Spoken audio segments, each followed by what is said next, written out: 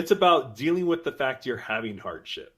And that makes the hardship less impactful in a negative way, and potentially, maybe, possibly makes it a benefit to you and your family, not just now, but maybe in years to come.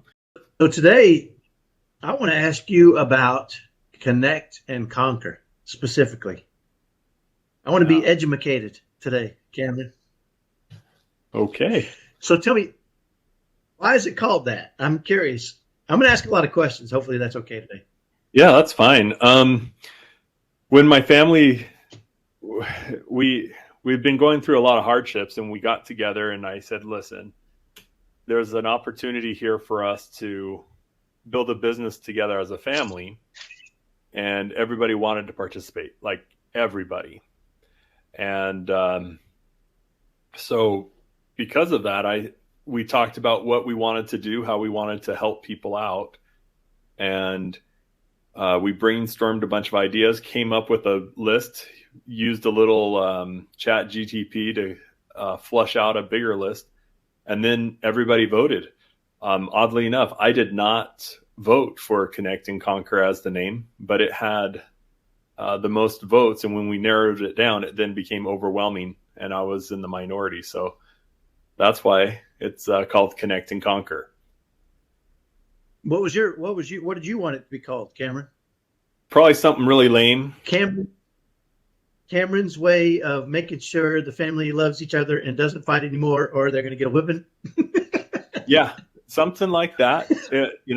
I shouldn't name things. I mean, with my number 7 child, we actually had to change his name afterwards and have his birth certificate and social security card changed, because I should not name things ever, because it was not working out. So anyway.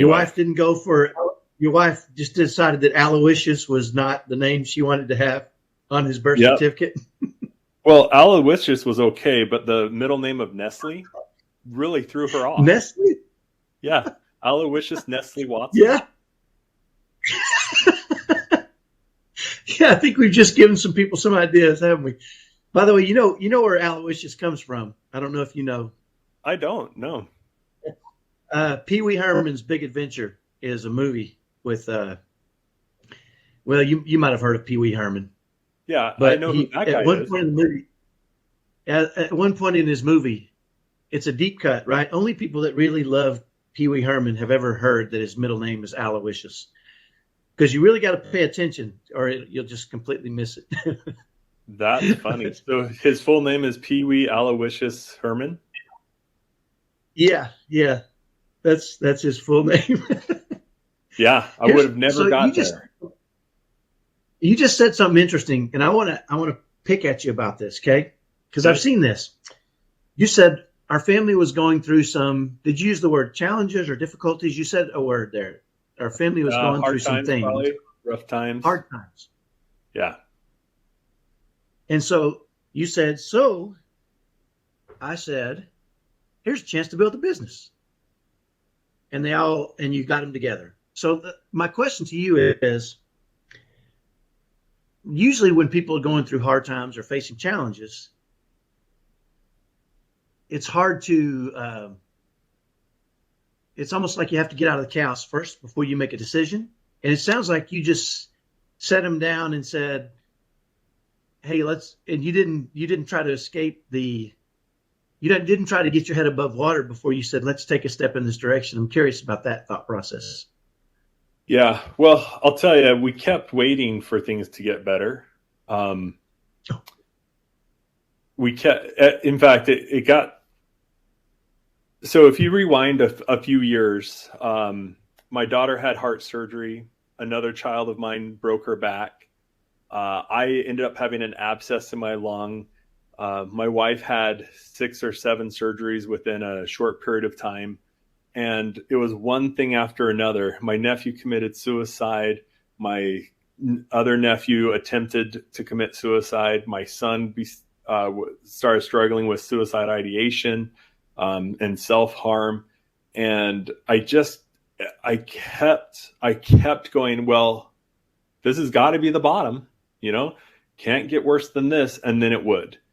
And I stopped telling people at church what was going on because it just got, you know, it got ridiculous. You know, when more than one person in a given week says, "Oh, you sound like Job," it's not that's not a compliment in a lot of ways. It's interesting to be the recipient of that, and I know that their hearts were in the right place, and they were just trying to say, "Wow, you're going through an awful lot." But I went back and I read the Job story, and number one, none of my immediate family had passed away, and then number two, my wife didn't tell me to curse God and die, so I knew I wasn't where Job was. But we had one thing after another, and then my oldest daughter. So my daughter Mary broke her back, and then so we've been going through these things, struggling, and every time I thought, okay, we've turned the corner, we're starting to go up, something else would happen. And my daughter Elizabeth was in a horrible car accident, rolled multiple times, and she broke her back. And so that's two broken backs, right? And then moving forward, things continuing to go wrong and some things going right, and we feel blessed for being able to overcome those things we were able to overcome. But then we would get hit with another major thing. And I remember when my son broke his back, it was ridiculous. This was the third broken back in less than 3 years. And I think it was my daughter, Rachel, who's number 6 of 8. When we told her that Hyatt broke his back, she just laughed. And it wasn't mean, right? It was just like, well, of course he broke his back, right? What else? Exactly. Yeah. So anyway, and then the final straw that broke our back, right? The final straw in our family was I was in a car accident and I suffered a pretty severe concussion. And I was hurt physically, my back and stuff, but the concussion made it impossible for me to work. I couldn't look at my monitor. It was the place I was working. They tried to adjust my schedule, and I became a middleman. So I would take a message from the leadership team and then pass it on to the people who were doing it. And it was they tried to make it work, and they treated me the way that you hope a business will treat you when they're small and they can't survive, take care of you at the same time. And so they had to let me go. And so then now I'm unemployed and I'm battling depression. That was an interesting thing. That after the car accident and the concussion, I got really depressed, and every time I rode in the car, I had anxiety inside, and that was like new.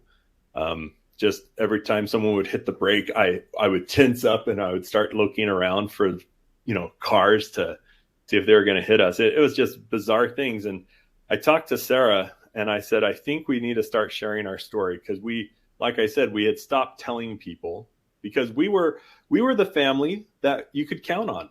We were the ones who would show up. If someone needed help, we were there.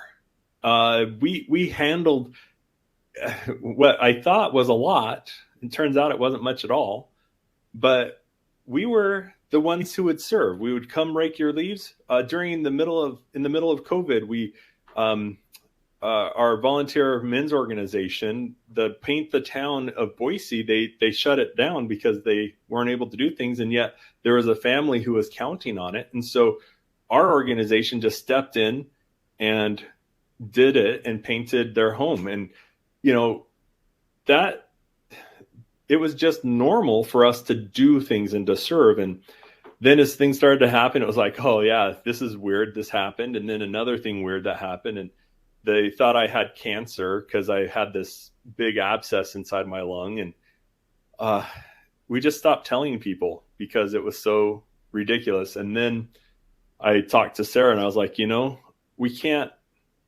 hide. We can't hide this anymore. We need to start sharing it with people. And I think we can help others who may be going through the same thing or may not know that they're about to go through something. And maybe something that we've learned along the way can help them move forward and progress. And so my car accident was in April. I was unemployed in May, and in June we decided to start to record our stories and to start to share them. And we're not going for perfection. We're not trying to make it awesome for anyone else. We're just trying to get all of the stuff out so we can kind of figure out where we're at and then maybe start to help other people. And 2 weeks ago, I interviewed someone with my wife for the first time outside of our family and outside of, our discussions. And it was really interesting. It was a couple who had had a stroke, and it was so fun to hear their story and hear how they were able to overcome things. And even though I didn't vote for the name Connect and Conquer, I did get behind it rather quickly when I realized that to overcome adversity, anxiety, and depression, you have to have connection with yourself, others, and deity. And that really solidified it for me. And I talked to each one of my kids and asked them, how are you going to help people connect with themselves, others, or deity? And they all had answers that just blew me away. My daughter, Mary, she says through the written word. And so she started a website, and I'm going to get it wrong, but it's like Love Mary Carolyn is her website. And she's writing the newsletter for Connect and Conquer. And it's going to be a physical newsletter, and it'll go out. The first one goes out at the end of October. And it's that's her gift. And then my daughter Elizabeth, she's really into journaling, and that's one of the ways you can connect with yourself is by journaling or to write inventories. If you've ever been exposed to a 12-step program, it's one of those things where you identify and you connect with yourself, and then another step is to connect with deity. So all of the kids had things to share. And one of the most surprising things is even my 7-year-old, there's a clip that I'll text Sarah and ask her to send it to me so I can send it to you. But we were up camping and we were talking about anxiety and what causes anxiety. And my 7-year-old son I said, is there anything else? And my 7-year-old says, yeah. Contribute to anxiety? Yeah. What's that, Aaron? Too many things that you need to do at once. Like, if you need to do this and that and that and that and that, and you have to do all these things in just this matter of time, and then you just feel like you can't do anything. And his innocence about life, it comes through as you realize that this kid whose family has been through the ringer knows what it's like to have anxiety when everything comes at you at once and you don't know, you can't do the first thing because you don't know where to start. So that's really where it came from, and our desire to help others. And I'm a firm believer that you got to get out of your own way. I don't like to wallow, and I felt like I wasn't able to serve others because I kind of got into a rut of where people would ask me how I'm doing. And instead of being pleased to see them, and I just wanted to avoid them, and I wanted to isolate because I was depressed and I didn't have good news to share. It's like, oh, well, Sarah had another surgery. Yeah, this time I'm packing the wound. They left it open. So I take gauze and I stick it into her stomach through an open wound, and I pack it twice a day. Yeah, that's how I'm doing. How are you? Right? It just got to that point, and I realized I was losing the battle of life, and I wasn't a good I wasn't playing the game of life fairly. And I was that sour, curmudgeon, yucky person. And that's not who I want to be. I want to be someone who can uplift and help. And so by just accepting the fact that this is how my life is, okay, now what? I'm not going to just worry about, everything goes wrong, what is it going to be this month?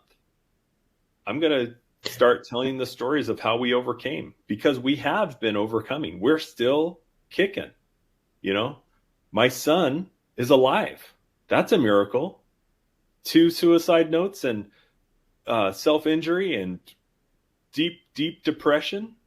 He's alive. 5 hospitalizations in about a year. That's a miracle. And we learned so much in that process. I hope we can share that with someone else, so that if maybe their kid's not going to be suicidal. Maybe it's just a little bit of ideation, or not wanting to live, not wanting to die, but certainly not wanting to live. Maybe we can talk about some of the things that have helped us. And so that's where it all came from. And then the question became, well, how are we going to pay for this? And so before you go too deep into that, before you go too deep in it, I want to back up a little bit. Okay. Because I want to tie a bow on a couple things you said and make sure I'm clear here. All right. Okay.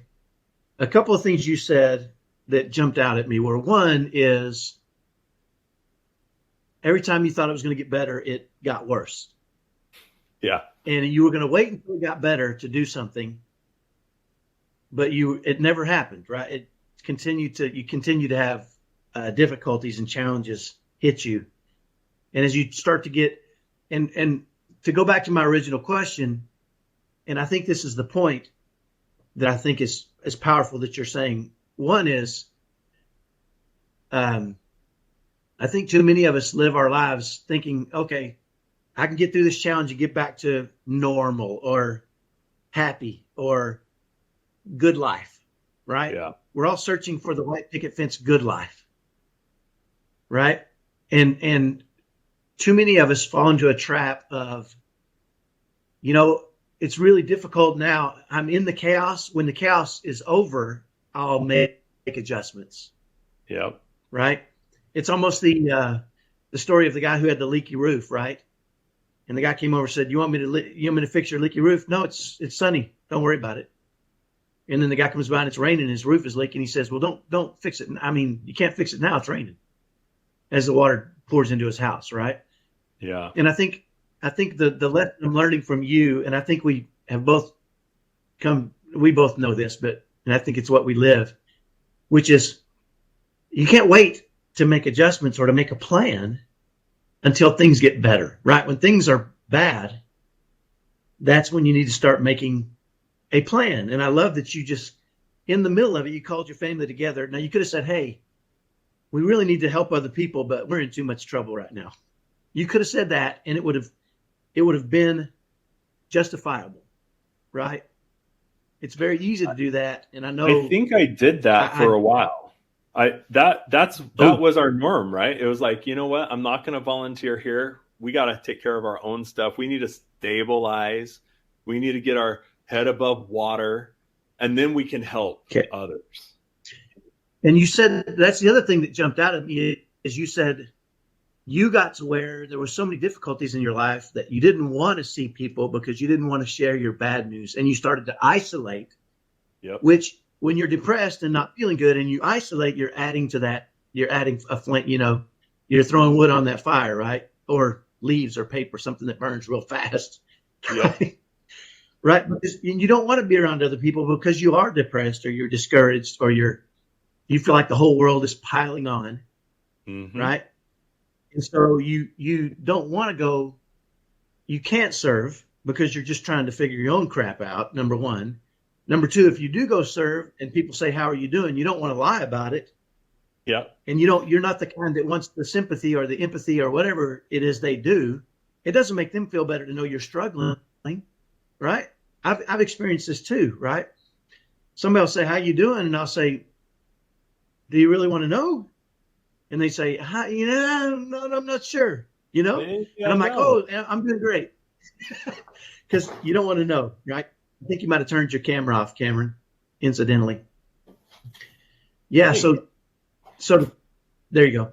To tie a quick bow on that first question and solidify the point, my program for parents who have kids on the autism spectrum who are facing these at-home autism challenges, mm-hmm. I don't call it I call it thrive in chaos, Right. right? I don't call it stop the chaos or, fix the chaos. I call it thrive in chaos, because I think for us to assume that we're ever going to be given a break so that we can become happy, right? Or our life is going to stabilize so that, now that my life is stabilized, I can be the person I really want to be, right? I can serve others, or I can uplift others. I think your point, which I love, is you called your kids in the middle of it. At some point you said, you know what? If I keep waiting, I'm never going to find a solution. I'm never going to address this. Yeah. And so I would challenge those people listening. Listen, if you're in the middle of it and you're trying to stabilize, one of the best ways to stabilize is to grab your family, put them together, and make a plan, right? And I'll tell you, before Shelly passed away, I called my family together the Friday night before she passed away on Monday. And I called them together before it even happened. And I set some parameters and ground rules and said, here is what I'm going to do, no matter what, right? And I said, because I think that's going to give me peace no matter what. I think that's going to help me. And I would invite you to join me. And it sounds like you invited your kids to join you as well. Yeah. A big part of that as a parent is to calm yourself, right?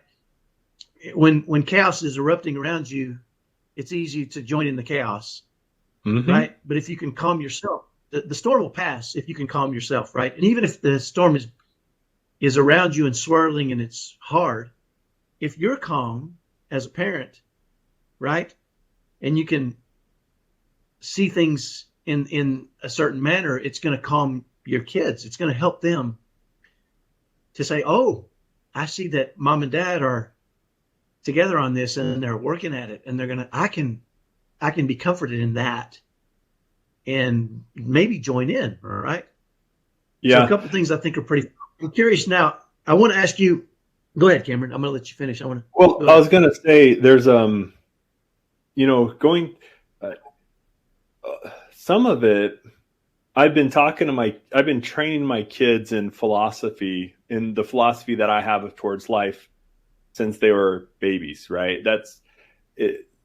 I have really great relationships with my kids. We discuss things. I ask them questions.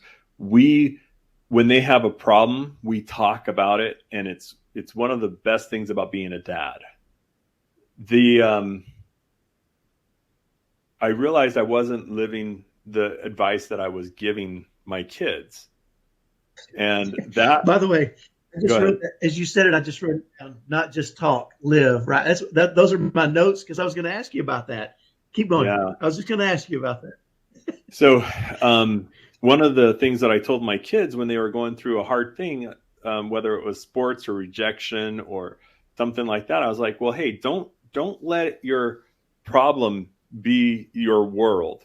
Make it part of a bigger story that can help you or other people, and turn your adversity into something that is worthwhile beyond the experience of getting through it. Because getting through it is a step. Getting more out of that step by living, now that takes some thought. And I remember talking to one of my kids. They were having problems that they didn't want to go to an activity anymore because they really didn't like the people. And I said, this is a great opportunity. Let's talk about it. Hey, do you think this is healthy? Do you think there's what value could you get out of going? Because it wasn't the typical value, right? It wasn't enjoyment, fun, building relationships. They didn't want a relationship with these folk. So I said, well, what can you gain? And it was learning how to change your expectation from getting stuff for yourself to see if you can pour into others. And this theme of making it bigger than yourself, for me and my family, it became just about us. And it was terrible. It wasn't healthy. And so when we decided that we were going to share our stories, it's odd and uncomfortable doing it. Now, you've done a great job over the years, and I've watched your videos and I've read your posts and I've read your articles, and I'm like, okay, I know I can't be Kyle, but I can be me. And so I just, regardless of what my family was going to do, I was going to start sharing the stories. Now, it surprised me how enthusiastic all of them were going to be about it. And, we have meetings every Saturday morning, and they're fun. It's our business meeting, and we get together, we talk about business, but the business it's so weird, Kyle. It's about, how do we get this story out? How can we help more people? This is the impact we're having right now. And we are having an impact. It's bizarre that we are, June, July, and we launched our website, I think, in August. So we're August, September, October. So 3 months in, and the results we have based on numbers is just, it doesn't make sense. And I'm not counting those as anything except exposure, but we've gotten good at getting stuff out of our minds and into the spoken word. And my kids are excited. I have 3 kids who are working for the company as their primary source of income. They don't have other jobs. And that's pretty exciting for me, because I get to interact with them far more now as their boss than I ever did as their dad, So it's very interesting to sit here and go, wow, we decided, and I was not healthy, by the way, when we decided. I was limited to 2 hours of screen time at a time. And then I had to have 2 hours off. And if I had a headache, I wasn't to get on my screens at all. And that's a horrible place to be for someone who makes their living at a computer screen or interacting in meetings. So we decided before things got better at all. And that was our focus. Get out of our own way, make this, oh, that's hilarious. Make it about others and how could we serve them, and really apply all the things we've been talking about as a dad to kid and as a spouses together. Let's apply it. Let's see what happens and see if we can improve the experience, even though there was literally nothing we could do about the environment or the things that were happening to us. We couldn't change the fact that 3 of my kids are on the autism spectrum. There was that. We can't change that. We can't fix that. So what could we change? What could we adjust? Well, we could adjust where our vision was. We could adjust what we did every day, and we could adjust how we handled the next thing that is coming. There is something coming. I don't know what it is, but I'm no longer waiting to get back to this idealistic normal. Did we have an idealistic family situation before? Oh yeah. We were flying, we were cruising through life. I loved every aspect of my life. And people would complain. I'd be like, well, they have a bad attitude. Yeah, no, I just problems, right? Then I got some problems. Yeah. This is harder. Life is harder than it has ever been for me and my family. But it's okay. I'll get back to where it was easy. Nope. Oh man, it got worse. Now I just want to get back to where I thought it was hard. And now I'm like, you know what? If this is the way my life is the rest of my mortality, I'm okay with it. I can get joy, and I can serve, and I can expand, and I can grow where I'm at. I don't have to wait for something else that is outside of my control. I'm gonna touch on 2 things. You talked about impact to others. Yeah. Right. And I'm curious, and I don't want you to answer this until I tell you the second thing, but I want you to go back and answer this. Okay. I'm curious about the impact that the effort of having an impact on others is having on your kids and you. Okay. So I'm going to turn it back to the productive narcissist in me. Okay. Right. So I want to hear a little bit about that, because I know it's changed your family.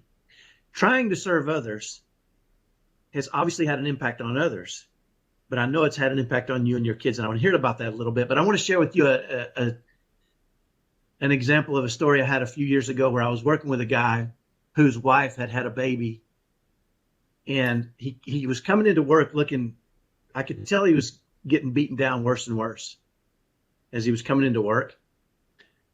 And after a while, I could see that it was tough on him, right? And having a new baby's tough on everybody. I get it, right? You don't get any sleep. There's a lot going on. But I went to this guy and I said, "Hey, what's going on? It seems like, you're carrying the weight of the world." And he said, "Well, my wife is having some real severe postpartum, and I don't know where this is going to lead. I'm nervous that it's so bad that I don't know. I don't know if should I put her in the hospital or institutionalize her." I mean, it was all these different options, but it was at a point where he was concerned about next steps, and it was Right. roughing him up. Right. Yeah. Oh, that's hard. And I remember having a chat with him, and we just talked about a few things, and eventually we kind of took the process you're taking right now, which is through conversations, we got to a point where he said, "You know what?" I said, Are you gonna leave your wife?" And he said, "No, I'm not gonna leave my wife." And I said, "Okay, then it sounds like you need to make a plan to do something besides be beat down." I could see it, right? Yeah. And together we kind of talked through some things, and we kind of created some ideas, and he went off on his own. And I remember the next day he came in and he was doing pretty good. And the next day he was doing better. And the next day he was doing better. And over a couple of days I said, "Hey, what's going on? You look like, is your wife recovering? Is everything getting better?" And he's like, "No, I have a plan. And I'm working on my plan. I'm taking action and working my plan. And it's the idea that I'm working towards a goal is changing the way I view it." Right. Mm-hmm. And you might even know this. You might know this guy, Cameron. I don't know if you might know this guy.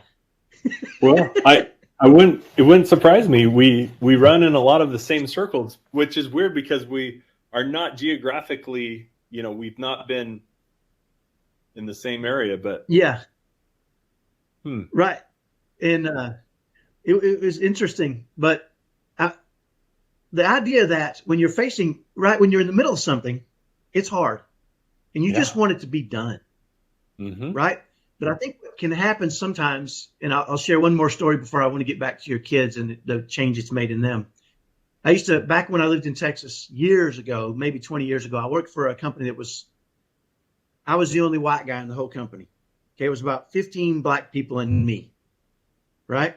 And I was their outside salesman, and I did a lot of work for them. But anyway, it was a big family company, and they brought me in to do some very specific work. And I loved it. I loved the interaction. It was a great company. The owner was just the greatest guy. But one of the interesting things was he had his sister did his books. And she was an older lady, and she was, I'm going to say this gently, hard to get along with. Okay. Right? Mm-hmm. She was the owner's sister, so everybody kind of had to get along with her. But she was hard to get along with for everybody. Yeah. And I've always been the kind that, I don't really like to be frustrated. I like to be fascinated. Right. So every chance I did, I would ask her questions, right, about things in her life and her story, and she liked telling me about all this stuff, right? I mean, people like talking about themselves, and so it got to the point where she finally. I think she felt bad because I was so friendly with her. And she said to me, "Kyle, I feel kind of bad that I've treated you this way." But she said, "My son went in for minor surgery, and he passed away in minor surgery. And I'm in a lawsuit with the hospital. And that's the reason I'm so bitter and angry right now."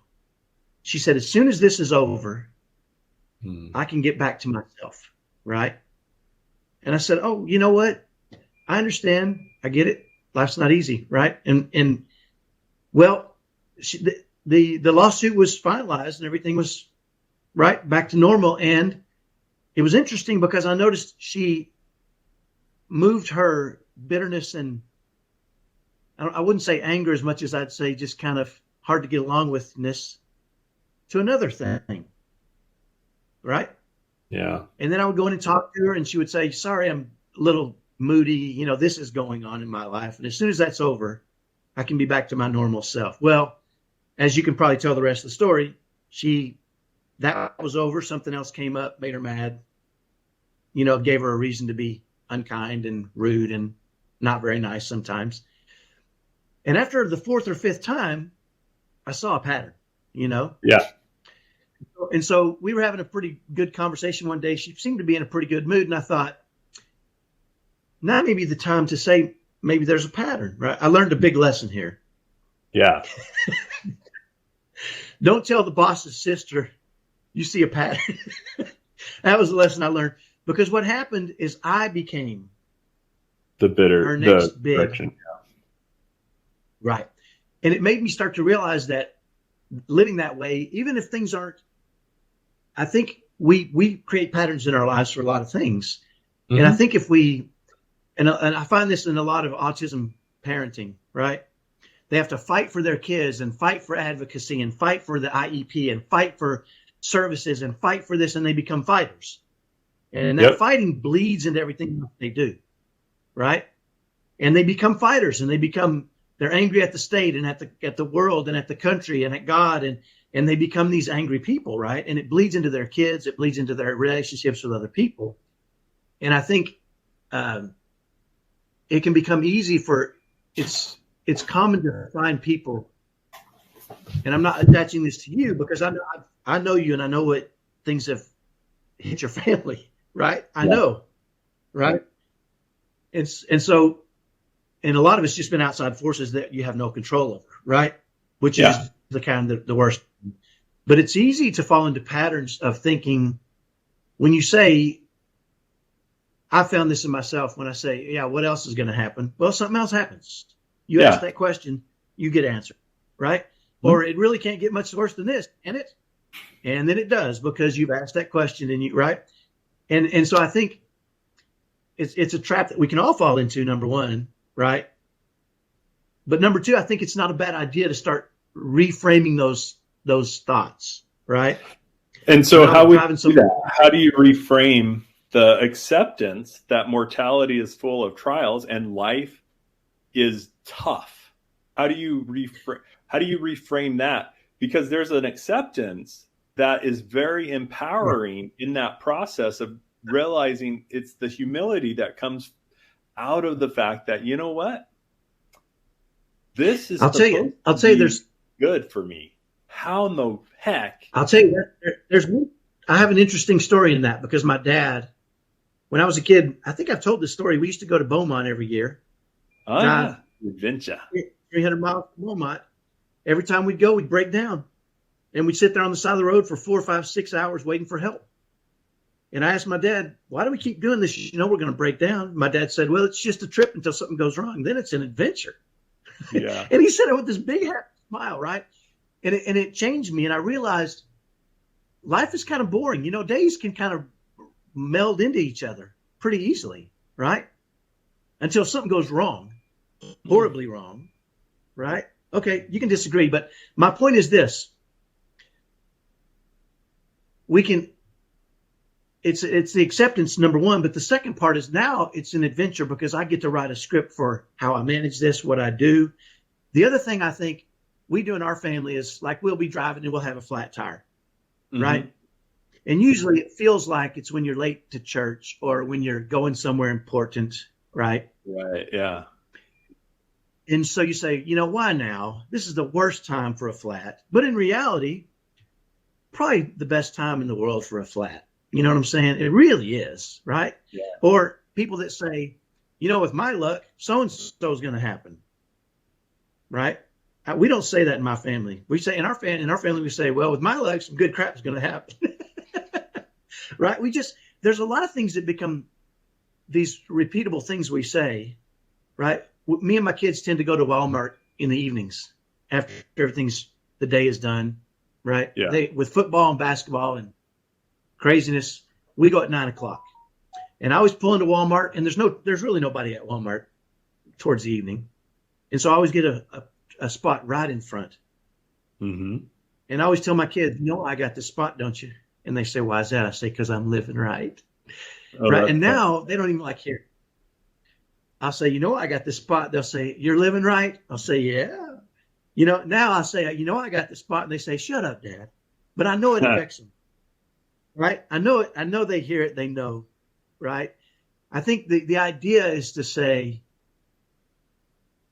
a lot of it is just this optimistic attitude. Right. And it's a learned thing for me, because that's not my natural inclination, is to face things with to say, you know what? I'll share another story with you. Okay. And then I want to let you talk. So one of my favorite basketball players of all time is Magic Johnson. Oh, yeah. Right? Magic Johnson. I'm a huge fan of Magic Johnson. I love the way he played the game. I love the way he was unselfish. I love the way he had a big giant smile on his face all the time. He loved it. Right? Yeah. Well, during the height of his career, Magic Johnson, and this is so long ago, many people may not know, contracted AIDS. Mm-hmm. And at that time, AIDS was a death sentence. Yep. Okay. And when he contracted AIDS and it was made public, he had people coming out of the woodworks calling him, crying. They thought he was going to die. Mm-hmm. And I'll never forget a story of a trainer. I heard this story from a trainer who was very close to Magic and couldn't call him. He couldn't call him. He couldn't talk to him. He was so distraught. And Magic Johnson has an infectious personality. Absolutely. Right? Yeah. People love it. Well, eventually, this trainer, he says, a month later, he said, Magic is going to be so mad at me. I haven't called him. And, he thinks I probably don't care. And he called Magic and he said, Magic, the reason I didn't call is because I'm distraught, hurt so bad for you. And here's what Magic told him. Magic said, hey, don't you worry about it. If anybody is going to survive this, it's going to be me. Mm-hmm. Right? And the guy, hey buddy, he said in his worst moment, and in Magic probably thought it was who knows? Magic turned to that guy and said, dude, I'm the man for this challenge. I am the man for this challenge. Right? Now, if you know Magic Johnson, it wasn't said in arrogance. Right. Right? Because that's not who he is.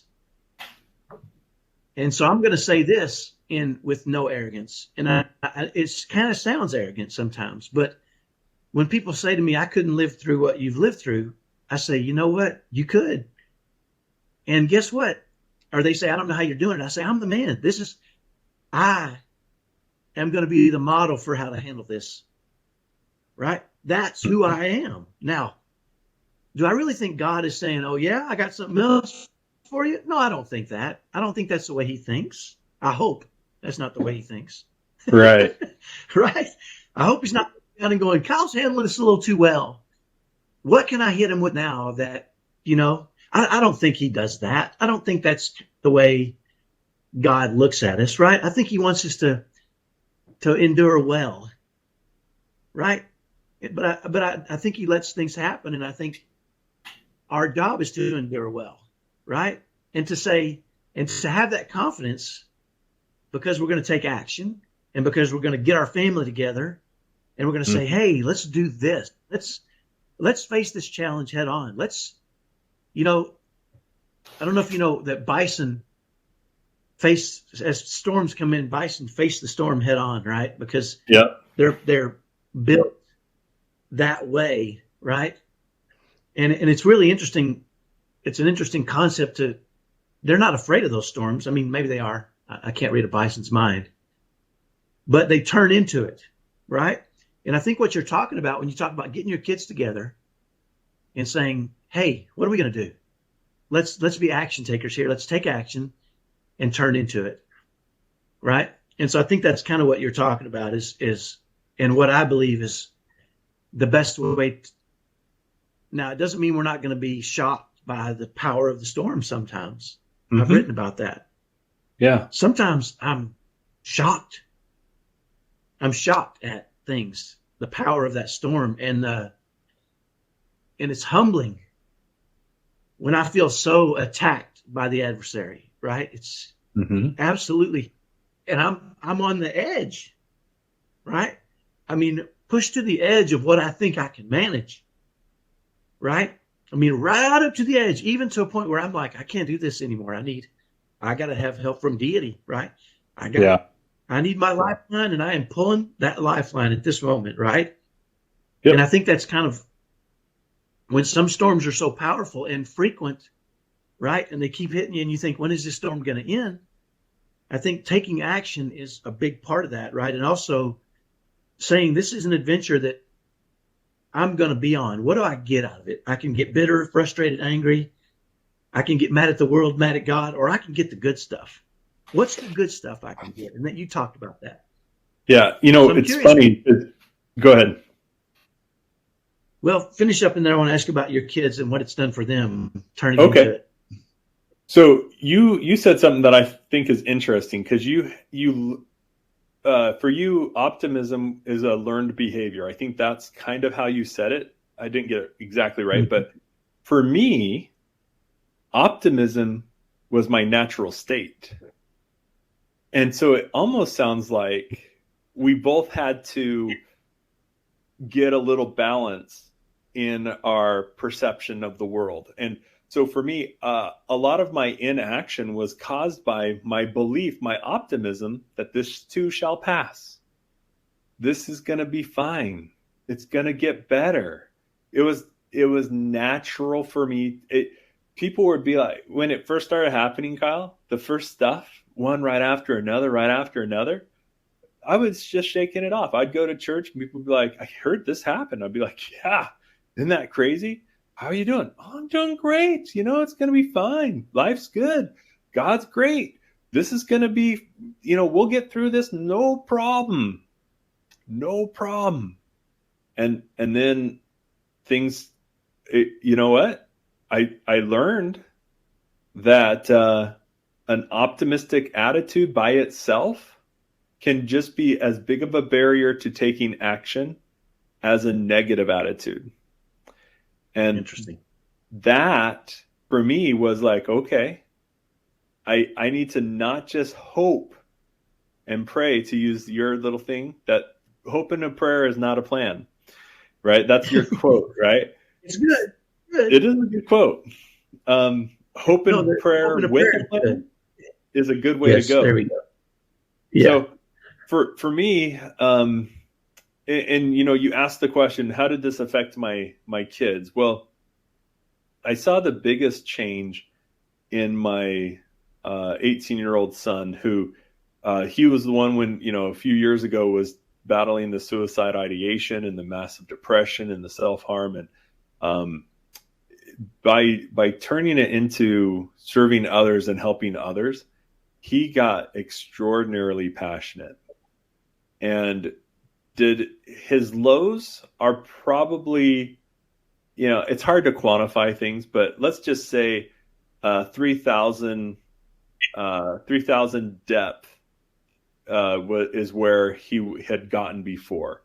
His low, the lowest I've seen him since we've started trying to help others on purpose with focus, I think the lowest he's gone is probably 1,000.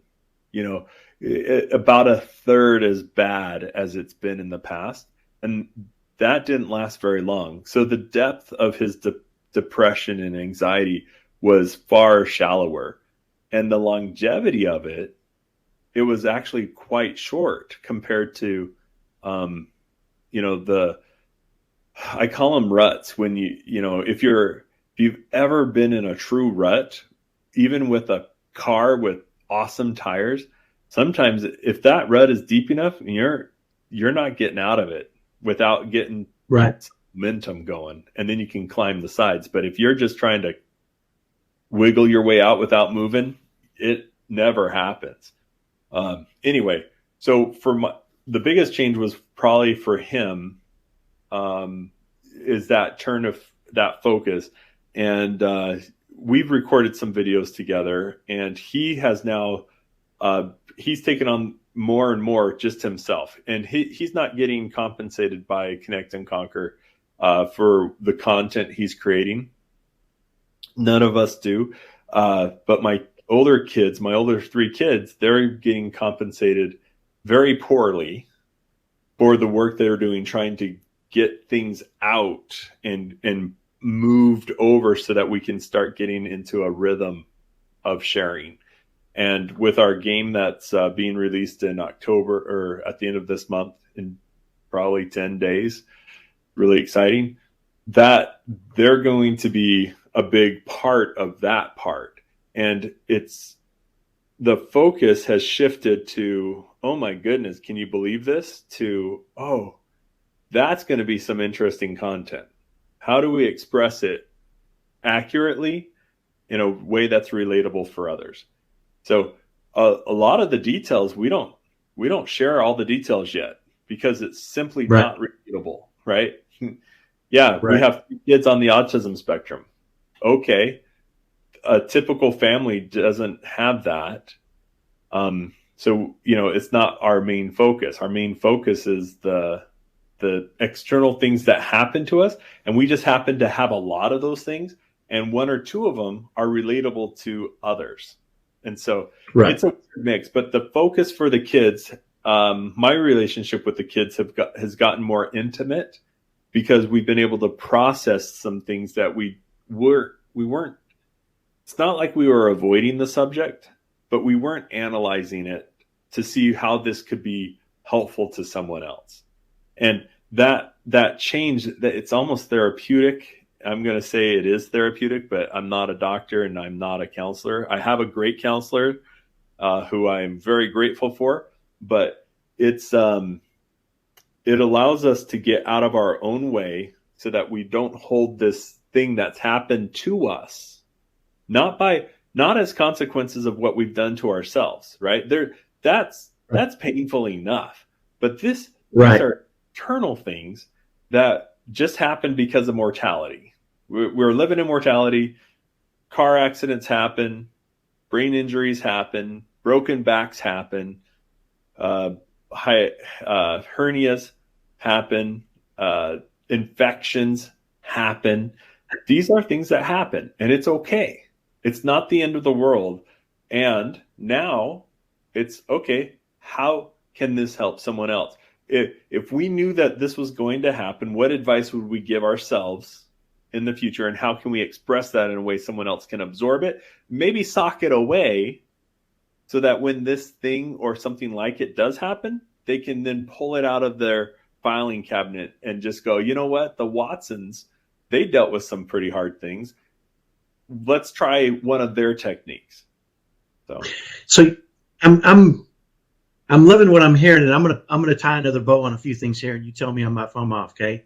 Okay. It almost sounds like me, and we do this in our family. We talked about this years ago, stepping outside of ourselves and looking in at ourselves as if we're a third person, right? Yes. And you talked about analyzing can be helpful. Yeah. Right? You almost got to step outside your world and look into your world from the outside, right? And say, yes, because, hey, Kyle is really struggling.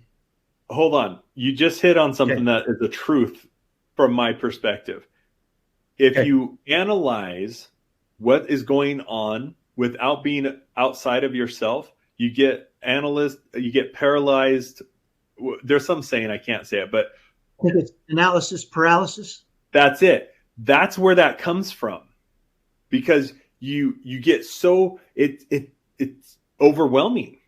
But if you can shift it into how can I make this good for others, and let's analyze it external, that analyzation is less likely to cause paralysis or to prevent you from moving. So anyway, I just want to hit that because it's such a powerful principle when you're going through the sludge and the muck and the mud. Yeah, stop analyzing the muck and the mud and take a step back and analyze how you're getting through the muck and the mud and what can be different or better as you take another step forward. Yeah, we talk a lot about writing your own movie. Oh, that's right. a good And one. you can't really write your own movie from within yourself. You have to step outside your own world and say, how would Kyle handle this if he had his crap together? You know, Yeah. how would Yeah.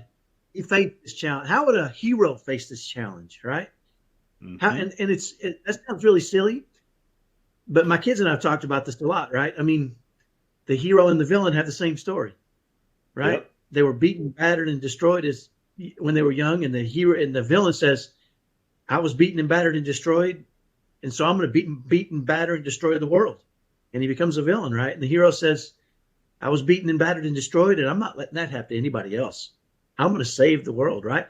And that's a lot of it is saving yourself, is stepping outside and saying, okay, stop everything that's going on, stop analyzing internally, and step outside and say, I'm going to write this script that's it's a triumph over tragedy, right? Yeah. I'm I'm going to be the hero of my own story. How does the hero turn this into gold, right? And so the other thing you said I loved, which is you said your son, and I believe this, and I haven't very often heard you say I just spouted the truth. So I appreciate that. That might be the first time in all the amount of time we've talked. I've thought it often. I haven't interrupted for it, though. Okay, that makes me feel a little bit better. I thought it was his first time. You said your son, your 18-year-old son, he's got a passion for it, Mm-hmm. right? It does.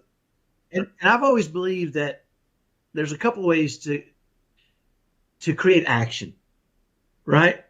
The best way to create action is through passion. Passion is the fuel for action, right? And I think it's hard to be passionate about ourselves. It's really hard to say. It almost feels arrogant or, narcissistic or whatever, right? But it's easy to be passionate about helping others or knowing that your story, if designed properly or if written properly, can help others and can uplift others, right? That's what we want to do, right? And it's the opposite of, you mentioned, and I'm going to touch on this a little bit. I want to hear your opinion of it because we're talking about connect and conquer. Mm-hmm. And I think you mentioned you've had a cousin commit suicide, another one attempt suicide, and your son has been in that realm too. Yeah, my nephews, And one committed suicide, another one attempted, and they were all the same age as my son. Which leads me to, there's connection there too, right? Now, I'm not saying your son didn't already have those thoughts, but there's something in it. There's something called mass hysteria, and if you study it, right, there's this.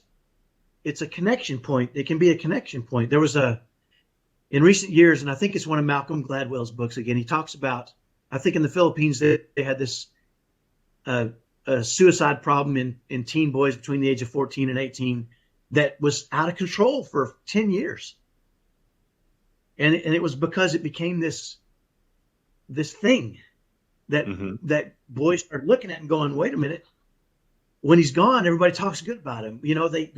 He becomes this hero. He died young. He's like, there's a lot of, and there's connection there in that direction, right? Right, we can use connection in a lot of ways, right? And I love what you said at the very beginning. Connect with yourself, connect with others, and connect with deity, right? Because when you're doing those things, when you're connecting with yourself and others and deity is an important part of that, because if you connect with self and you connect with others, you can connect with others in harmful ways. Sure. Right? Yeah. Now, my kids have never been around suicide, right? That would be a brand new, it's not even something on the table for my kids. Yeah. Right? Yeah. But it could be put on the table pretty quickly. Yep. Right? It's not in their group of associates. Right? Yeah. And so it's important, and it's, we got to pay attention to who our kids watch and what they do and what they're thinking about those things and all those, right? And that's part of connection with your kids, in, Yeah. in a spirit of love, right? And connecting with deity as well. So I'm curious about, you said something earlier I want to touch on now, which is optimism is a learned thing for me. Mm-hmm. Optimism was a built-in thing for you, but it caused you, when the world beats the crap out of you, when the world beats the crap out of you, and it will, Mm-hmm. you challenge your beliefs, right? Because your beliefs are beliefs because they help you create a reasonably good world to live in, or a world that you create, right? Right. And so I would think somebody who was eternally optimistic would be like you, but you're saying at some point the beatings got so hard and heavy and the storm is so strong, you're like, I can't just optimism my way through this. That's right. What was the cycle you went through when you, obviously you said that maybe subconsciously at one point, my optimism is not working. How did you not lose that optimism? Tell me. It was actually my wife who said it. Your optimism isn't going to help us out of this situation. I think that might have been a direct quote. So how did you rethink? Optimism never hurts, right? Or does it? Well, so that's something I'll think about for a while, because Okay. there are very, very few virtues that taken to an extreme cannot become a vice. I think compassion is the one virtue that I haven't been able to figure out how it becomes a vice. But for optimism, the simple belief that it's going to be way better than okay can be an excuse not to do things that you need to do in order to help them be okay. And when my wife pleaded with me, when she said that was her pleading with me to do something to help the situation, instead of just going about my merry way, going, well, I don't know what's going on here, but it's going to be okay, and that eternal optimism, that spark internally, knowing, and I truly believe that life is going to be way better than just okay. Okay is not where we're going to end up. It's going to be way better than that. In fact, it informs my core belief structure, so that when I get into religious discussions, sometimes the mercy aspect of God's plan for us of justice and mercy, I just embrace the mercy, right? I hope it's for everybody. My worst enemy in the world, I hope they're in front of me in the line of the judgment bar, and I hope they get through, because then I'm going to be like, oh yes, they made it. Maybe I can too, right? That's how I perceive the world. And right, unfortunately, when your family is suffering from the reality of mortality, the belief by itself is not enough. The belief that it will get better by itself is not helpful. In fact, my wife and I have talked about this recently. When someone has been struck with tragedy, when someone has been struck with the worst thing that I can think of, which is the premature death of a child by their own hand, that if your faith in God is that it's going to be better than okay for them, and you express it to them, that's not a help to them. That's Right. not a comfort, because they're in the midst of the worst thing that could possibly be, and you're saying, hey, it's going to be fine. That's not action. That's not anything that can help them. And Sarah and I have talked quite a bit about that aspect of trying to connect with people who are in the midst of going through it. And most of the stuff we talk about is how do we say what they've expressed to us, we express it back. And by the way, this worked well with relationships too. If my daughters are dating fellas, right? And they don't know where they stand. Well, of course you don't. You're dating. You don't know where you stand. There's no long-term commitment. But if you want to find out, ask them where they stand. And no matter what they say, I'm in the same boat. So if they say, well, I'd like to get to know you better, you respond, well, I'm in the same boat. And then they'll think about it for a while and things will progress. It's great. It's a great little tidbit of thing. When someone's in the midst of the struggle and you say, hey, how are you doing? And they say, and I've told a couple of my friends this, I'm not doing well. I don't know how much more I can take.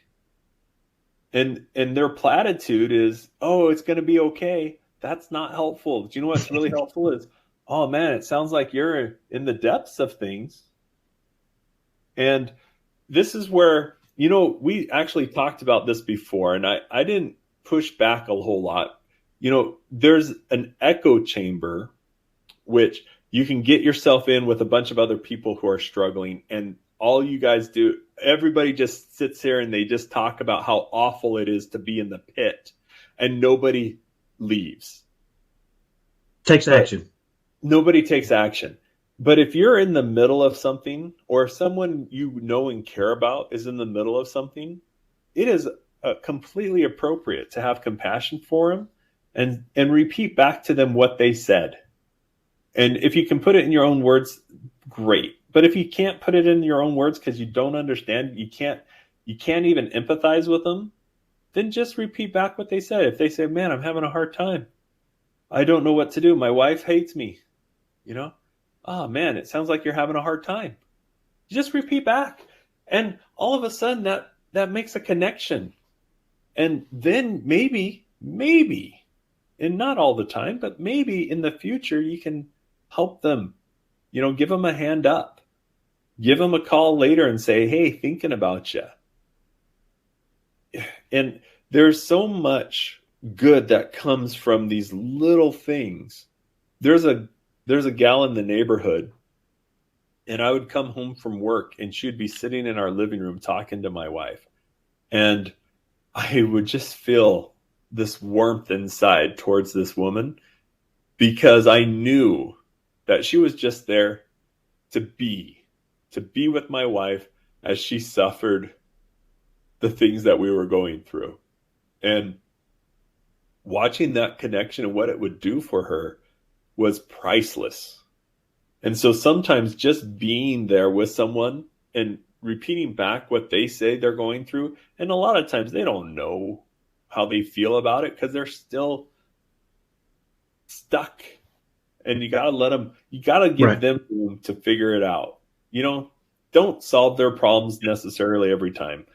But at some point, if you build that connection, maybe you can be part of the solution. You reminded me of a story about the Coast Guard. I don't know if you've heard this about the Coast Guard. When they go out over the ocean and a boat is capsized and there's 20 people in the water and their helicopter can only take 5. They have to ask themselves, who do we save? Right? Now you might think women and children, and you'd be wrong. The Coast Guard has a motto, and their motto is, we save those that are swimming towards us. This is really, it's a powerful thing to me because when I see people in pain, I know action can help. Yeah. And I immediately want to say, hey, I've got the answer. Fill out this form, think this way, do this. And I have to check myself very frequently and go into what you said, which is, hey, just talk to me. I'll listen. Tell me when you're ready.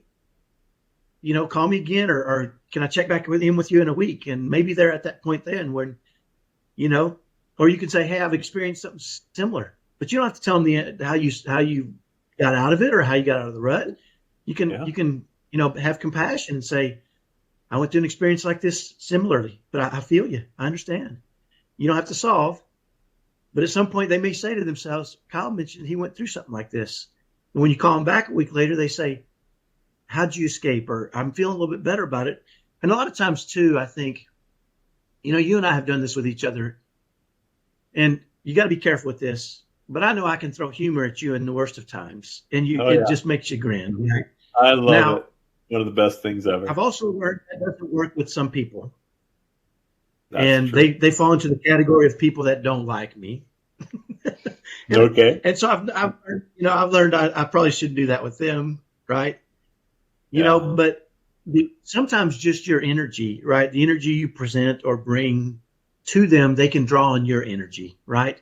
Your stability or your calmness. Or I had a couple of gentlemen come over to check on me recently from our church, right? This is the month. Next week it'll be a year since Shelley passed away. Yeah. So, I'm sorry, 2 years. So it's interesting when your wife passes away, everybody comes out of the woodworks to take care of you. Then everything fades away back to normal and you're left on your own, which I knew that was going to happen. I studied this. Mhm. I knew I needed to set myself up for success, right? A year rolls around, everybody comes out of the woodworks again, right? To make sure you're okay. And then they disappear again, right? Which is understandable, right? Yep. I get it. This is the way the world works. I'm not unique or special. Well, these two gentlemen came over and they're checking on me. And we have conversations. They say, how are you? And they're asking me some pretty detailed, hard questions, right? And I know why, because not everybody has thought through, hey, I've got this anniversary coming up, right? You said it. The belief that it's going to get better by itself is a bad belief, right? I'm not going to let the 2-year anniversary, I'm not going to let it shock me. I know what it's about, Yeah. right? And so I'm talking with these two gentlemen. One of them at the end said to me, you know what? We came over here to check on you, and I'm leaving here feeling inspired. And I said, well, I appreciate that. I said, I appreciate that you guys have come to check on me, and your energy has helped me, because you've helped me reiterate my plan, my plan of action. And I have one, right? And I think that it's a powerful thing they were just listening and letting me express what I needed to say out loud that I've written down and I have, but just them hearing it and saying, sounds like you got a plan. Right. And now I want your plan because I'm inspired. It was a blessing to me for them to come. Right. For multiple reasons. Right. And so I'm curious about how the mentality change you've had from your eternal optimism to you're still an optimist. Oh yeah, absolutely. But I'm an optimist. Yeah, action, I don't. Go ahead. Sorry. I heard a guy one time say, if you think that things are going to get better by not addressing them, he said, leave your house for a year and then come back and see what your house looks like. Right? He said, don't talk to your wife for a year and then come back and see what the relationship is like. Don't talk to your kids for a year and come back and see what the relationship. He said, things naturally crumble. Yeah. If left to their own devices, right? Yep. That's the way the world works. If you leave a city for a year and you come back a year later, it's crumbling. Mm-hmm. Right? It takes upkeep. And you so have I think to inject energy into any system just to maintain that system. In our family, we call it by default. Right? It's parenting by default, or, hey, my parents raised me. I'm going to do what my parents did, whatever. And it's interesting. My son called me this morning. My oldest son called me this morning, and his next door neighbor has a little dog. And he called me because he was throwing the ball with the dog, right? He was helping out his neighbor by going over and he said something I thought was really powerful. He said, you know what, Dad? This little dog, when she's gone, I have to go walk the dog. and play ball with the dog. And as I'm doing it, I see other people walking their dogs and playing ball with their dogs. And, I don't really see. And he said this about himself. He said, I don't see other parents walking their kids or playing ball with their kids. And he said, the dogs need it, because if you don't go walk your dog or play ball with your dog, that dog's going to tear crap up in your house. Yeah. They need that energy release. And he said, I just had this epiphany that I better freaking walk my kids and play ball with my kids. He said, I think you don't see it anymore because all the kids have iPads and they have all these things to keep them busy. He said, I remember we threw baseball almost every week my whole life. And I've seen you do it. You're out there shooting with your kids, shooting baskets and doing these things. And I said, you have to consciously make that decision. It has to be part of your plan, right? Yep. And he said, I'm so glad I'm taking care of this dog for this lady, because I had this epiphany that I better play catch with my kids and walk my kids, because little boys and little girls need to be walked, right? Or they'll tear crap up. He said, I can't just sit back and expect it to go okay, right? And I said, That's a great. It's not the furniture that they destroy. Yeah, that's right. Well, they do that too, but if you got boys. Okay. But you're right. You're right. Yeah, the connection is walking that dog. There's a purpose, right? There's a purpose with walking your kids or just connecting, away from just talking and doing those things, right? And having those conversations. And I took my daughter, wanted to go over to the Y the other day. So I said, will you drive and I'll ride with you? And she said, I don't want to drive when you're in the car. Well, to me, that means there's a reason. Yeah. And my mind starts spinning. Right? So I say, well, you're driving, so I'll just ride with you, because she's got a permit and I can ride with her. Right? Yeah. And then we get in the car and she says, can you just drive? I'm tired. I say, you're tired and we're going to the Y? Well, she said, since you're going, you can drive. I said, well, I don't really have to go. Do you not want to go? Right. And it starts the conversation. Mm-hmm. And it goes around and around and around until I realize she finally, after driving all the way over there and then driving almost all the way back, that in the past I was a little critical of her drive. Right? Now, and it took all the way over there, and then I forced her to drive all the way back, because you don't want to do something, there's a reason, and I'm figuring it out. I can't just let it sit, right? Yeah. And it was a simple thing, but I'm like, oh, you know what? I didn't see it as critical. I saw it as instructive, because that's what I'm supposed to do. But you know what? How would you like me to communicate with you when you're driving? Because you're a good driver. I sit back and usually just relax. I don't really have to say much. And so she described to me how she would like me to talk to her when we drive. And, and I said, perfect. But it took all the way over there. She wouldn't tell me. She was beating around the bush. She was right. And I have a great relationship with my daughter. She's pretty open with me about a lot of stuff. But that was one thing she wasn't ready yet to do, But again, it's the connection. I had to walk her a long ways. Mm-hmm. I had to put the leash on her and walk my daughter a long way before she finally made the connection that we needed to have. Right.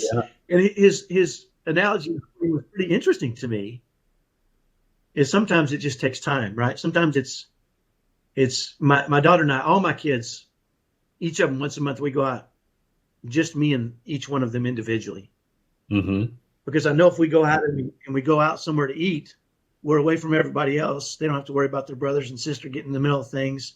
We can have a conversation, and eventually they'll tell me if something's bothering them, or if they want to talk about something, or if they're worried about the second anniversary of their mom passing away and how it's going to affect them. Or right sometimes it takes a long walk, right? And I think it's a good idea to take those long walks sometimes, or to play, throw the ball occasionally with them for a little while, just to get to that point. So I like the I like that your wife and I, you and I have talked about this before. We all need checks and balances in Yeah. our life, Yep. and our wives can be wonderful checks and balances for us. And I'm curious how she approached you to challenge your optimism, and if she came at you hard, because I know you're saying it very softly, Mm-hmm. and I appreciate that because I know what kind of man you are. Mm-hmm. But I want to know the truth. I want to know the truth. I mean, if the truth is that she came at you softly, that's the truth, right?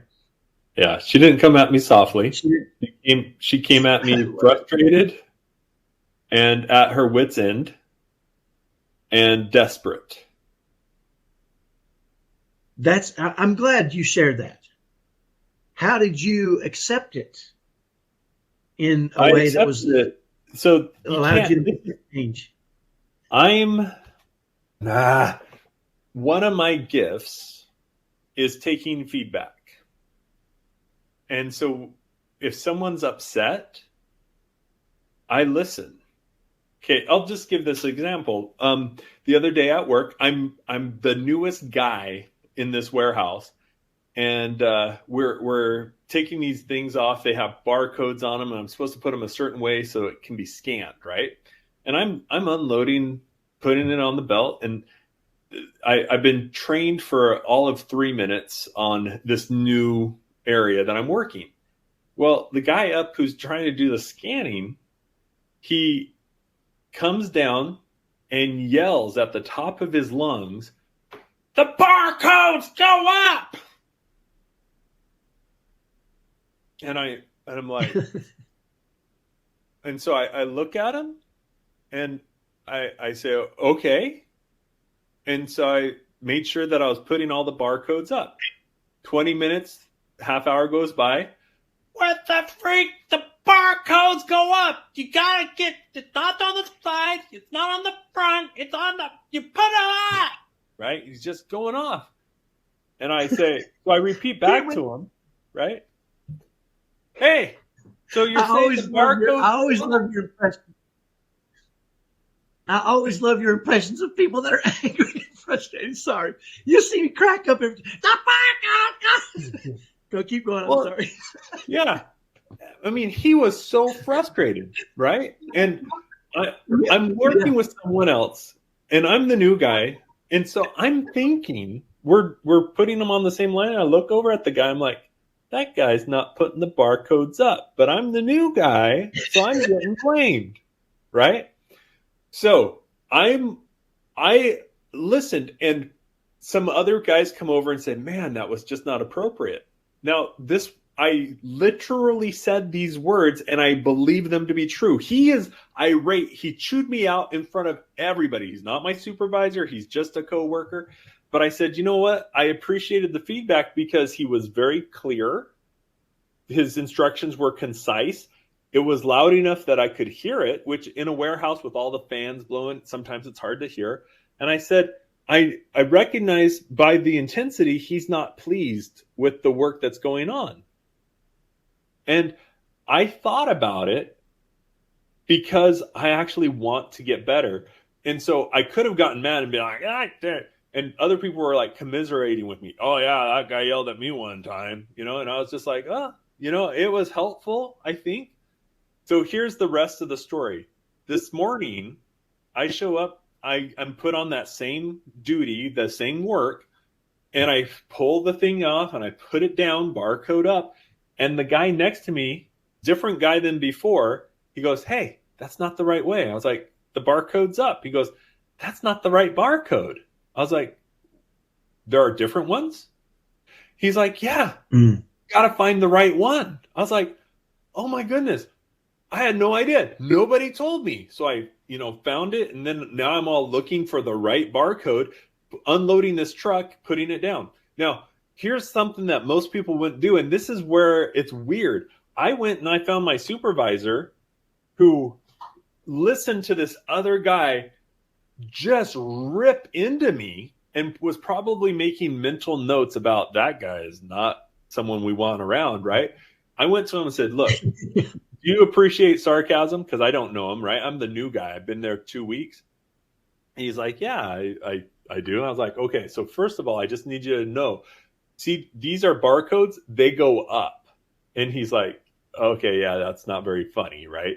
But then I was like, listen, I just found out the barcodes, I was putting any barcode up. And so that guy up there who couldn't scan the boxes, it's because not all the barcodes are equal. I was putting any barcode up. That's totally on me because you told me to make sure it was this barcode, and he certainly told me multiple times, and I just didn't understand until the guy who I was working with this morning was awesome. He was so cool. He's the ideal person to be new with because he's like, see, look, and education and help me. But that's weird. Most people wouldn't accept someone irate and angry and passionate and yelling about something and look for the truth and how they can be better. So it's not fair to say, hey, how did you accept it? Because that's not a normal. I listened and I went, okay, I will figure out what to do next. I won't just use my optimism to keep going through it. So this is why I love this, because here's why I love your and my relationship. Yeah. Right. Because people might get on here and say, well, these are two guys just mirroring each other. They're the same guy. Right. If that guy would have screamed at me to put the barcode up, I might have screamed, put your mama up. You know what I'm saying? That's what I would have screamed back. You ain't my boss. Put your mama up. Right? Yeah. That would have been my reaction. Right. So when your wife comes at you, and my wife has come at me, right? So this is a learned behavior for me too, right? Learning that it's not always me, right? And my son on the spectrum taught me this. It's not me. Most of the time, it's not me. It's his own frustration or discouragement, and sometimes it's me, right? Sometimes it is. Yeah. But either way, I can't. Like if my wife comes at me guns blazing, first of all, my wife was very feminine, and that really wasn't her approach generally. Mm-hmm. So we worked well together because she was more likely to come to me and bat her eyes and say, hey, I'm seeing something that you can help me with. Right. That was her general approach, and that worked well. But if she did come at me with guns blazing, then I'm ready for a fight. Right. And so, but here's what's interesting. And this is something I had to learn. And so this is why I like it, because you come at it from one perspective, which is it's my nature to just listen and respond. My nature's not that way at all. Right. So the guys out there that are like me, I want to let you know, you can do it. You have to practice it, right? You have to, the weight formula. What am I thinking? You have to say, when my wife would come at me blazing, I'd have to say, is this productive? Is it helpful? Is it how can I do this in a spirit of love? And I'd have to stop. And she would even call me out on it. Tell me what you're thinking. I say, give me a second. You don't want to hear what I'm thinking right now. If I'm thinking I want to sock you in the mouth, right? That's not, but I know that's not appropriate, right? So I wouldn't say that out loud, but that's what I'm thinking. Mm-hmm. And I would think, how do I approach this correctly, right? And my wife did a good job at, there were times, but when your wife is stressed out and the world is crumbling, and she's desperate, she's not going to come to you batting her eyes, right? She's going to come to you in desperation, in fear, in is this even the guy that can make this right? Is this the guy I should be following, or is this the guy I want to follow? And so, in when you fight, right? I think when things go wrong, we have this tendency to want to blame somebody. Right. And it's easy to blame our spouse because they're so close to us, right? And so it's easy to do that. And so I think it's imperative that we as men realize that we're the easiest target, and we have to exercise extreme patience. And really the best way to solve those problems is is to take action, whether that be imperfect action. You know, you said early in the beginning, you said we're not going to try to reach perfection with this thing. We're just going to be, and immediately I thought you're just going to be authentic. We're not trying to be perfect, we're trying to be authentic, right? And so I think when, you know, the fact that you handle it so well and so beautifully is just the opposite of I can imagine myself in that situation, at least initially. The young Kyle, you know, would have said, well, if you don't freak out so much, maybe this crap wouldn't be right. I could see all kinds of things going through my mind, right? If you weren't so overly emotional, right? This is what men naturally go to, right? And so it's imperative that we take a beat, right? And realize, hey, there's a couple ways I can handle this. One is going to make it worse. One is not going to be done in the spirit of love. One is going to cost me a lot of problems down the road. I do want to also, as part of that, make the men realize too that by taking that passive role in those moments does not mean that you're not being a man, right? It means you are being a man a lot of times. A lot of times it was harder for me. I thought it took more strength for me to be passive in those moments. And I learned this especially with my son, Eric. When he comes at me with his fist balled up and he's ready to punch me, the natural me would just as soon knock him out. That's easy.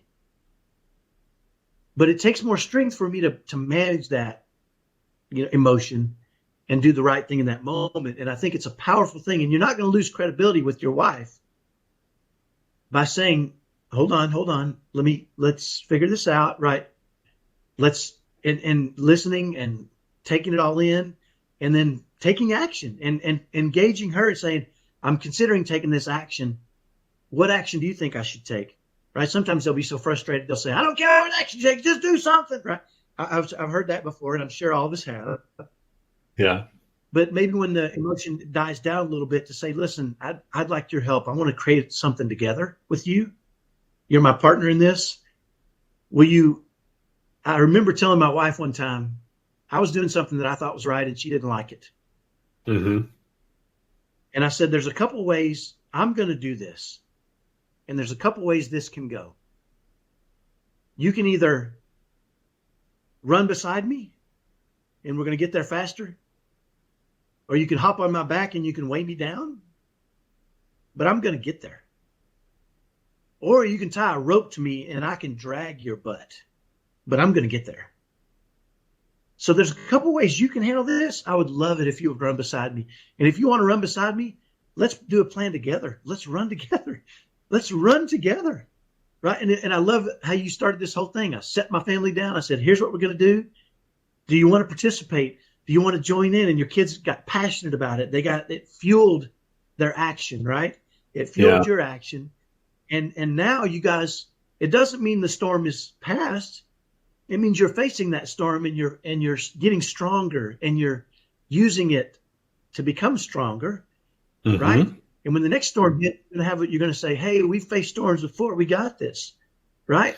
This one's a little crazier. This one's harder, right? Maybe we need more lifeline on this one, right? Yeah. There are times when I have people say to me, I don't know how you can do what you do. And I say, yeah, I don't either sometimes, but I do a lot of times. I'm working at it, right? I have action. I'm taking action. I always have that lifeline.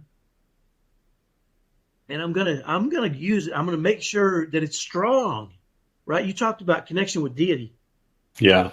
Your lifeline can't be this little thread, right? Your lifeline has to be this big, giant rope, ladder, hand reaching down to pull you out sometimes, right? Well, so let's talk a little bit about that, because I think it maybe is the ideal is to have a big, fat, thick steel cable, tying you to deity. But I think the reality is most of us have a lot of room for improvement. And when I would say, let me put it this way. when life strikes a blow and you realize you could use help from a higher power, that is an opportunity to build that stronger cable, that stronger connection. And if even if it's just a hope that maybe there's something there, and if you just take a little bit of action towards that, then you will feel something. I'm not going to say it's going to change your life by any stretch of the imagination. It's not a formula. It's not 2 in, 18 out. It is incremental recognition that you are not the ultimate power in the universe, and that too, there is a higher power. And I don't care what you call the higher power. If you reach towards that, the philosophy alone of reaching towards something outside of yourself is a benefit and will be blessed.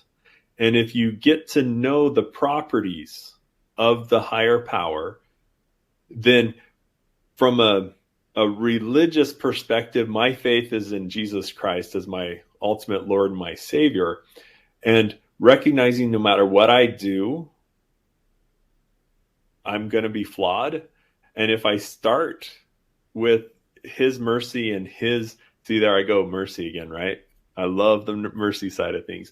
But if I rely on him first, it does make it a lot easier for me to do all the other things. And that connection with God, that connection with my family, and the connection with myself to recognize that I'm flawed and I'm natural and I'm not immune to the realities of mortality just because I have a great attitude.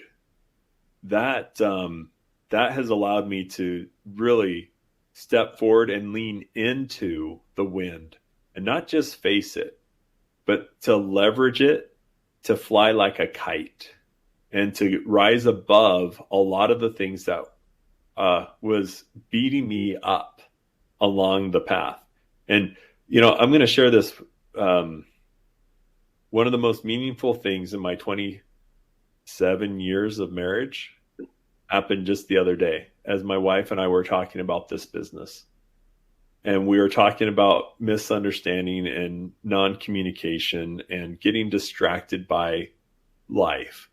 And she said, the reason I want to know all the details is so that if this fails, it's not a fail. How did she put it? It was such a beautiful thing, and it made me feel so warm and fuzzy inside. She said, I want that's what it is. She said, I want the failure of the business to be ours, not yours. And I've rarely in my life felt as much love and compassion from my spouse because I was having a rough go. We had some setbacks this month. Oh, brutal business setbacks. Had to terminate a developer that we've spent multiple thousands of dollars. We'll say, I'll just say multiple tens of thousands of dollars that we don't necessarily have. And had to fire him yesterday. And in preparation for this, my wife's like, let's get all the details there. I want this to be our failure, not your failure.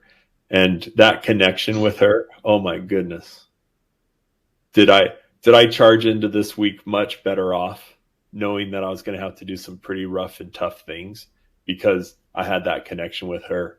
And that's really kind of the end message about all of this is the connections that you have with others allow you to conquer the insecurities, fear, and doubt that prevent you from taking action.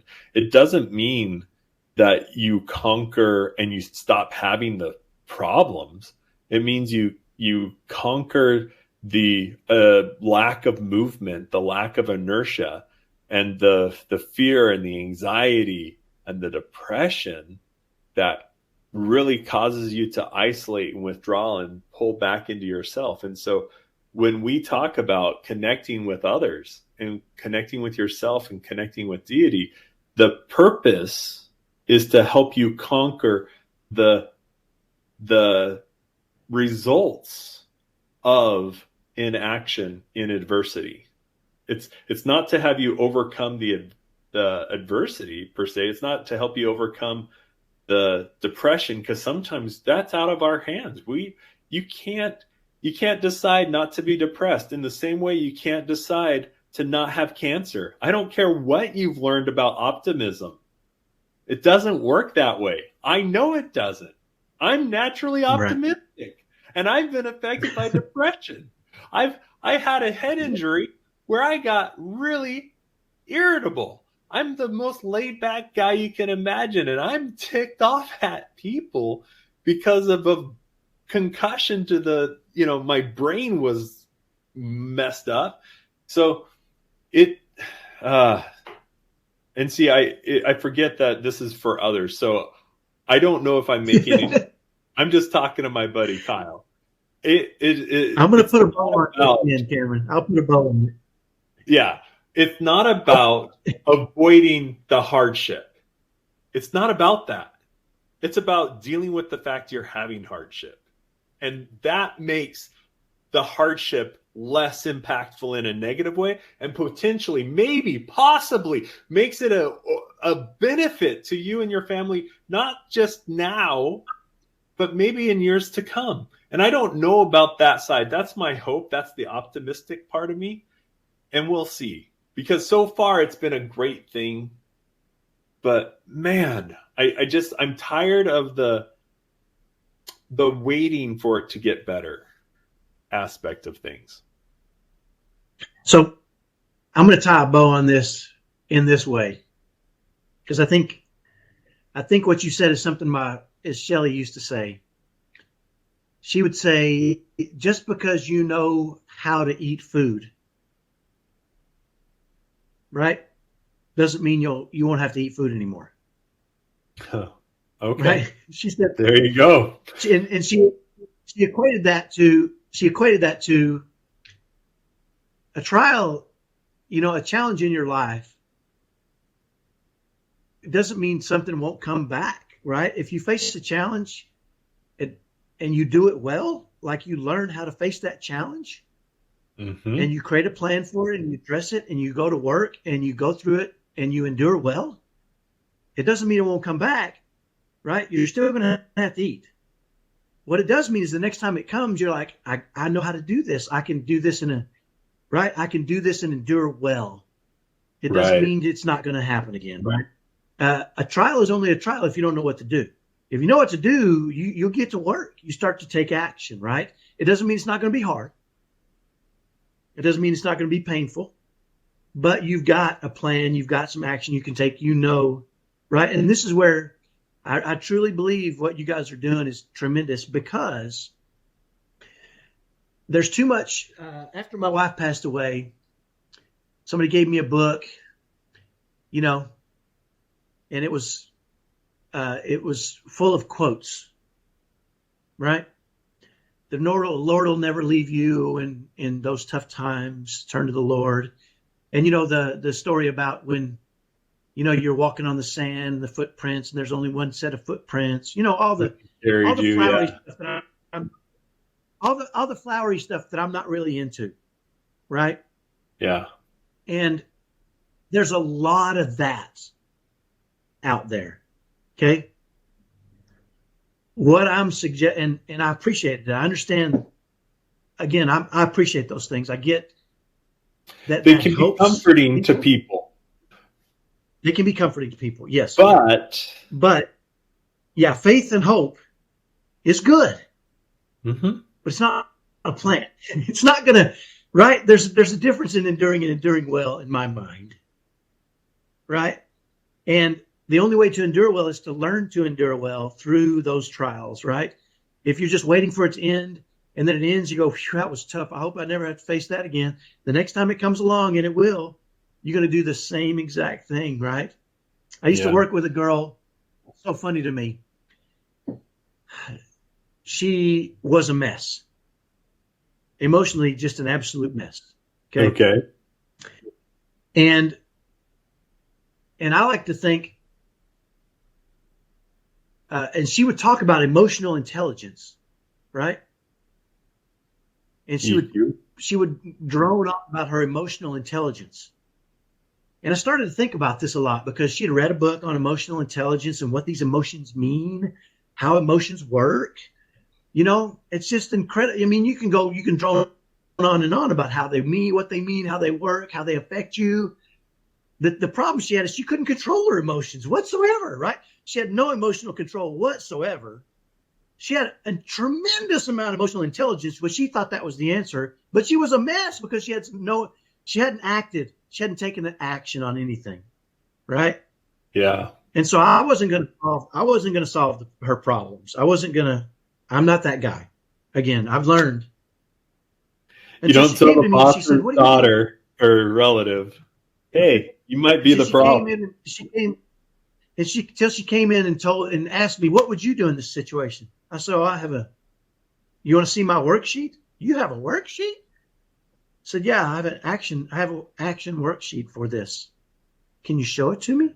I showed it to her and she said, I've been in therapy for a year talking about this, understanding it, figuring it all out, rehashing it. You just handed me something that can help me solve it. I'm like, I know. Why didn't you show me this a long time ago? I said, hey, I'm the Coast Guard, right? That's funny. I'm the Coast Guard, right? But it was like you've just taken a year's worth of baloney. Right? What we're saying, I think, and goes back to what you said in the very beginning, connect and conquer. You said, I set my kids down and I said, hey, I think we can build a business doing this. Do you want to participate? What will you do? What will you do? What will you do? Your kids took action. They took responsibility. They took control. It didn't change the fact that they weren't facing the challenges. You're still facing challenges. I am too, right? Mm-hmm. The reason we're bubbly and happy is not because we're not getting smacked around all the time, right? I don't want people to take this the wrong way, right? I'm coming up on 2 years without the love of my life. My wife was my steadying force in my life, right? I talked to a friend of mine who said whenever he gets overwhelmed and he feels like the weight of the world's too heavy, he goes hikes and it settles him down. What do you do to settle you down? I would talk to my wife. Oh my gosh, what do you do now? I don't know. I don't know. What do I do? Right now, don't think I haven't created a cost worksheet for that and adjusted. I'm working at it, right? And I think therein lies the answer, is the working at it. It doesn't mean maybe I'll never figure it out. Maybe the answer is in the work itself, right? Maybe the answer is in the action. Maybe the action moves me in the right direction, right? Yeah. And maybe I die trying, but I'm not going to stop. I'm going to die trying. I need to continue, right? And I think therein lies the everything we're talking about here is to sit back and to isolate and to, right? And to get in your own head. You know, we talked about that, getting in your own head and analysis by paralysis. And, you know, get out a piece of paper, start writing your thoughts down, share it with others, right? Post on pages. Just do something that creates action and lets you start to think through this from the outside in. And that'll really help you to face those challenges, right? Yep. Face those challenges. My son. You know, go ahead. Go ahead. No, you go ahead. Oh, I was going to say, you almost quoted one of my favorite authors, Brandon Sanderson. In what the quotes go, like, some of them are life before death, journey before destination. And I think sometimes we get caught up with the destination, not realizing that the journey itself has value. And, you know, I'm a destination guy, right? Growing up, I did not like hiking because I wanted to get to the spot and then I wanted to stay in the spot and enjoy the spot. I didn't enjoy getting to the spot. I love travel now, and I actually enjoy camping, but I love the process of getting to where we're going. And all too often, where Sarah and I are mostly unaligned is I have a vision of where we're going, and that's sufficient to me to get through a lot of the sludge and the mud and the yuck because of that optimistic, it's going to be great. But in the journey itself, there are things that you can do to make life better. And if you're not doing those things, well, maybe just a little bit of a shame on you, okay, in the spirit of love, but you can do things to make things better, potentially. And even if they don't make things better, at least you tried, and you can adjust, to quote you, right? Right. And what's the worst that can happen, to quote your dad? Die trying. Right. There's some wisdom there too. And I know that those who don't know my family, they're probably going, yeah, actually they probably stopped watching by this point, right? Let's be honest. But the real thing is we're trying to make the journey have value to our family. And if we can help others along the way, so much the better. But bottom line, we're going to continue to do this because it has made the journey better. It's like injecting air conditioning into the car instead of cranking the windows down and driving fast. It's much you're talking about 455 air conditioning? That's right.